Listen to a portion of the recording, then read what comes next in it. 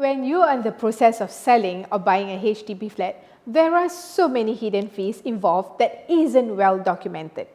As consumers, you would like to know all these necessary fees, no matter how small, so you know what to expect. Let's talk about the administrative cost first. The cost starts when a buyer buys your unit, and after you have received all deposits, we need to register your transaction with HDB so they can start processing your documents. This registration fee will be $80. On top of this, you will also have to pay for legal fees for the paperwork done, such as name transfers, discharge of mortgage, title search, and more. Basically, these are all the 20-30 pages of documents that you sign on completion day. Usually, if you're using HDB loan or fully paying off a purchase, you can engage HDB solicitors for $300 to $500 payable in cash. And if you're using bank loan, you have to engage a law firm that has been appointed in the bank's panel of approved lawyers. Expect to pay around $2,000 to $3,000 depending on the flat type and the loan amount. You'll need to pay for these fees for both your selling and buying. So if you're selling and buying a property at the same time, you'll have to pay these legal fees twice. For sellers, HDB will require you to pay up your property tax till the end of the calendar year. That means if you happen to complete your sales in January, you will have to pay up till December. Don't worry, the buyer will be required to refund you this amount on the completion day. So you're not going to overpay your property tax. You also have to close your town council account in person. That means you need to clear and pay up your service and conservancy charges, which is your tong sampah, till the last day you are the owners of the flat. Whatever amount you owe the town council, be prepared to clear the entire amount, otherwise you won't be able to complete the sales. Since we're talking about closing accounts, don't forget to close your utilities account. Especially with many owners tied up with third-party utilities provider, do check on how to close your accounts in advance. Do take note, agents are not in charge of this. What happens when you get an extension of stay from your buyers? Now, the person getting the extension, usually rent-free, are the sellers. But HDB will charge the buyers an administrative fee of $20 to officially register this extension.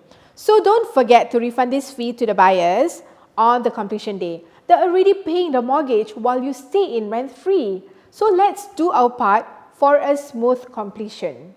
Remember the property tax that you have already paid up till the end of the year? Then the buyers have already refunded you the balance tax prorated from your sale completion date, right? Guess what? They will be charged again by IRS just because they allowed an extension of stay for you. During this period, IRS will see them as landlords of the property, even though they are not collecting any rent from you, the sellers. The property tax is usually $250 to $300 just for that 2-3 months extension of stay. I know it sounds ridiculous. Everything also we get taxed, right? It doesn't stop there. Your town council account that you have already closed is now transferred to the buyer's name. So for the 2-3 months you are staying in the property, the buyers have to pay for the service and conservancy fees while you stay in. And they don't get charged the normal subsidized rate. They have to pay additional as they are seen as temporary landlords. These are all the fees to refund to your buyer for the extension of stay. And buyers, don't forget to claim this from your sellers too. Now, don't forget the person working so hard to make your sales happen. The agency fees for selling would be a minimum 2% plus GST and a 1% fee plus GST when you commit to a purchase through a professional agent. These are huge fees, so make sure you engage a qualified agent who will protect and fight for you whenever any complication arises throughout the entire sales process, and someone who plans your selling and purchase of your property like it's their own. Now, we're not done yet. There are additional fees when you are buying a property. For buyers, when you have decided on a unit, you have to place a deposit. This deposit ranges from $1 to $1,000 to bind the seller so that no one else can offer the unit. This deposit is called option fee. Once the seller accepts the option fee, seller cannot back out from the transaction. Basically, you want to chop the property and don't let any other buyers potong jalan already. At this point, you, Mr. Buyer, can still back out if you decide not to proceed with the purchase. So, after you chop the property, what do? You have to pay HDB $120 to churn out the flat value. So within 3 weeks of chopping the property, the buyer will have to complete this value request and place a second deposit to the sellers. Total deposit cannot be more than $5,000. $2 deposit also can, but do you think Mr. Seller will accept your $2 deposit? So, first deposit to chop, second deposit to confirm the purchase and submit the case to HDB.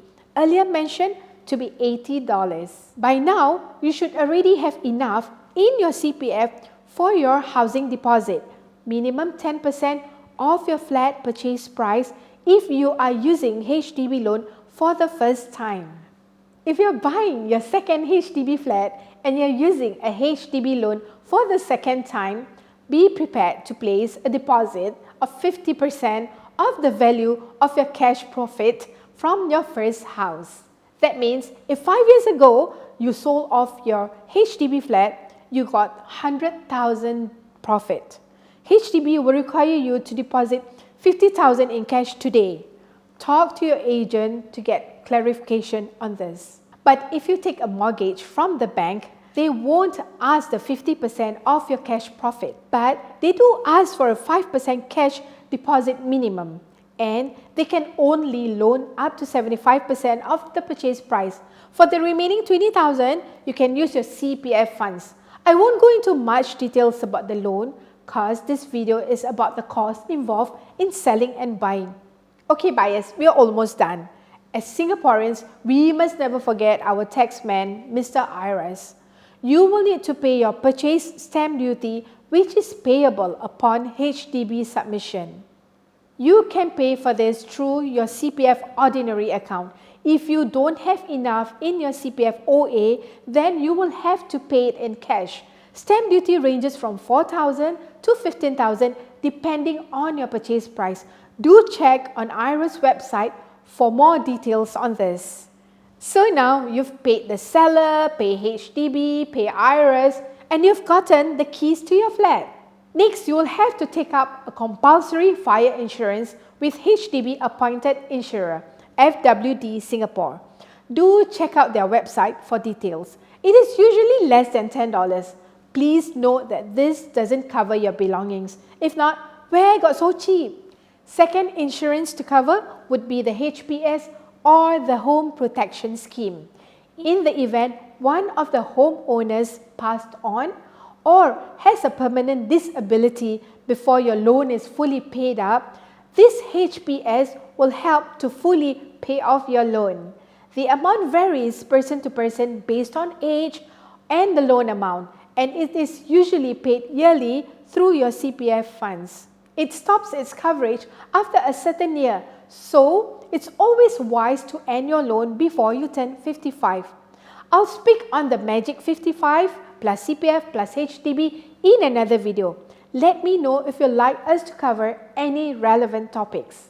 So there you go. All the costs involved are listed out for all the consumers so that you are aware and prepared of all the payments due by sellers or buyers. If you need any clarifications, please comment on our video or simply drop us a line. I'm Sawadeen.